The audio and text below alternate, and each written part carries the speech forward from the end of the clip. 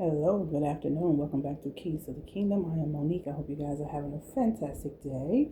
Today is July the 31st, Friday, July the 31st, and I am back with another word from the Lord. And this is a 911 warning because even though we're coming out of our wilderness season and into our promised land, there is still going to be destruction on the land. So don't get it twisted. We're still about to have this great and terrible day. Even though we're going to be on the great side of it, terrible things are still going to be happening. Okay? So this word is going to come from Joel chapter 1. And I'm going to read the whole chapter so we can get the full outlook on the whole thing and what the Lord is trying to tell us, okay? So this is the locust plague in Judah. Hear this, you elders, and give ear. Oh no, let me start over. I went straight to number 2. Okay, so first one, the word of the Lord that came to Joel, the son of Pethuel. Hear this, you elders, and give ear, all you inhabitants of the land. Has anything like this happened in your days, or even in the days of your fathers? Tell your children about it. Let your children tell their children and their children, another generation.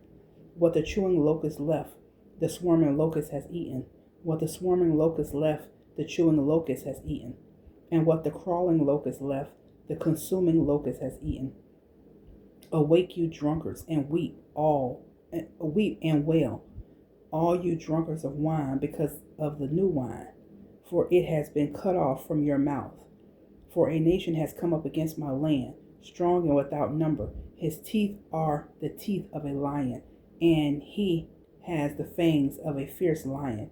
He has laid waste my vine and ruined my fig trees. He has stripped it bare and thrown it away.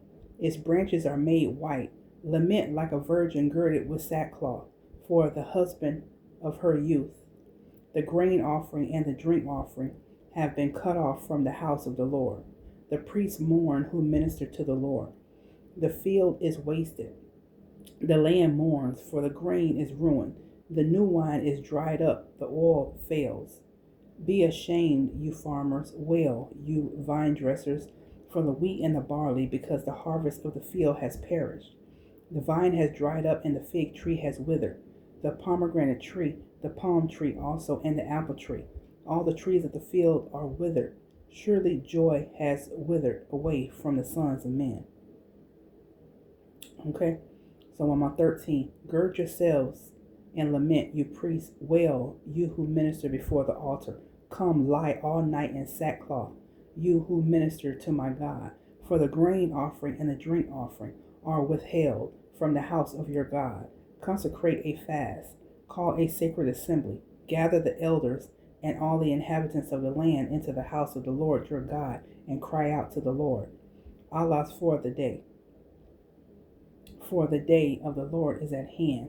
It shall come as destruction from the Almighty.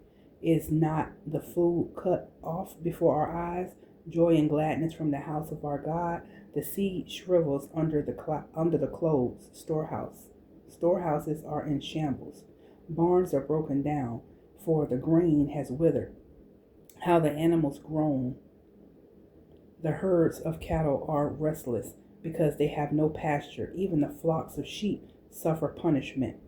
O Lord, to you I cry out, for fire has devoured the open pasture, and a flame has burned all the trees of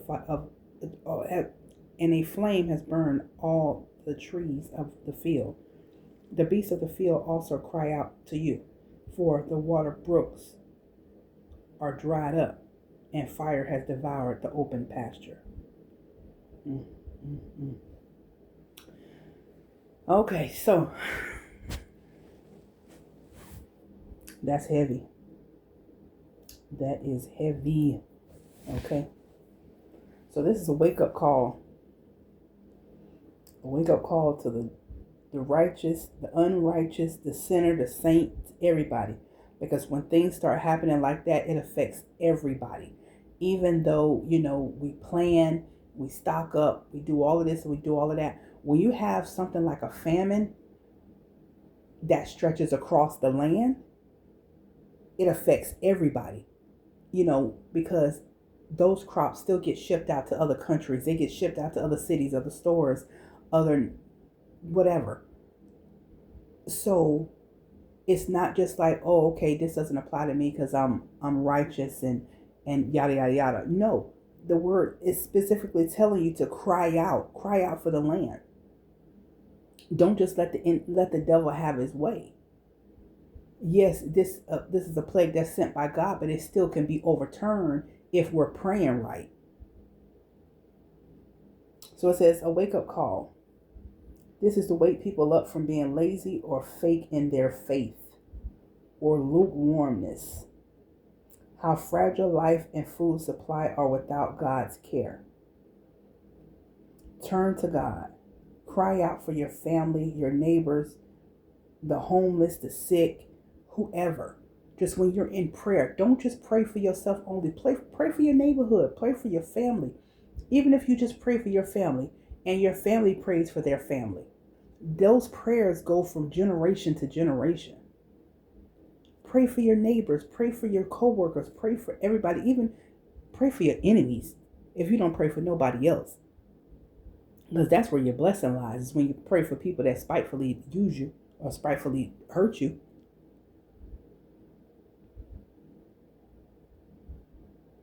So that's what the Lord is saying. He wants us to cry out for the land. The land is in trouble. We have neglected it. And I'm saying we because all of us play our own part. We elect certain politicians on behalf of certain things, and we don't look into it from a spiritual lens, and then there's a domino effect. Sometimes we don't see it for 3, 4, 5 years later. So we all play a part in it. We all play a part in our footprint or whatever you want to call it. We all play a part. If you can't do anything else, just pray. Cry out.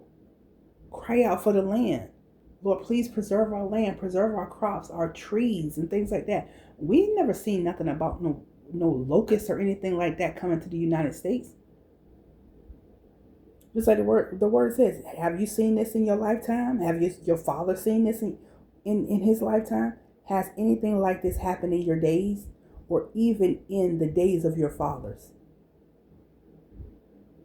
Would we even know how to handle something like that? Look at the issues that they're already having with fertilizer. A fertilizer factory just, either blew up or caught on fire or something like that. And the fertilizer was already I think they said it had got up to 5 or 6 times its price. And this was about maybe 5 or 6 months ago.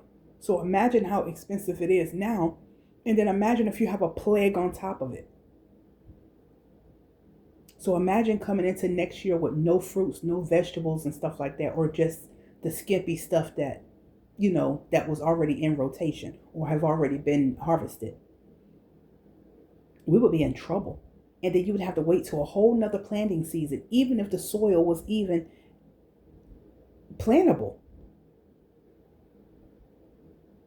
Because while certain parts of certain parts of the country is usually underwater, certain parts of the country is dealing with drought, a certain part of the country is dealing with fires. I mean, all of it affects the land. And when you can't eat, nothing else really matters. Because it's only so long that you're going to be able to go without food. And water. Imagine if the water gets contaminated. We have to stop what we're doing. Take some time to cry out for the land.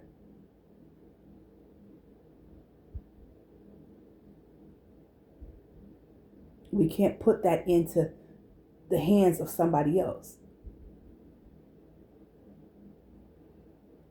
Okay, even the animals, what are the animals going to eat?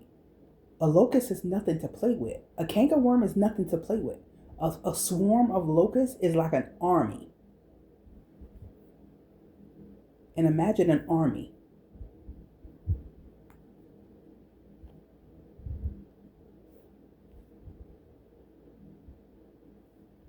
It would be devastating.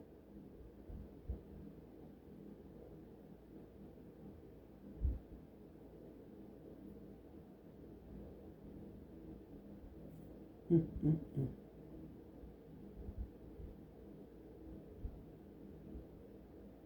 Mm, mm, mm. That's all I have. I'm not going to drag it. It's a wake up call, people. If you're lukewarm, get it right. If you're cold, get it right. If you're hot, get it hotter. We've got to pray, and we're the ones that have to do this, because there's nobody else that's going to do it for us. Do we even want to put that in someone else's hands to be able to pray for us and to pray for our land? And with all the wars and stuff going on, who knows what they're going to try to attack. And we're getting attacked by that, and then attacked by a plague because we're not praying for the land. I mean, that's a double whammy. We have to pray for the land. Okay? So like, comment, and subscribe to the channel. Send this to whoever you think might need to listen to it or benefit from it. This is a wake-up call, people. I know it's hard to swallow right now because we've just been through a lot, but it is the reality of it. Okay, I'll see you guys on the next video, and have a great day.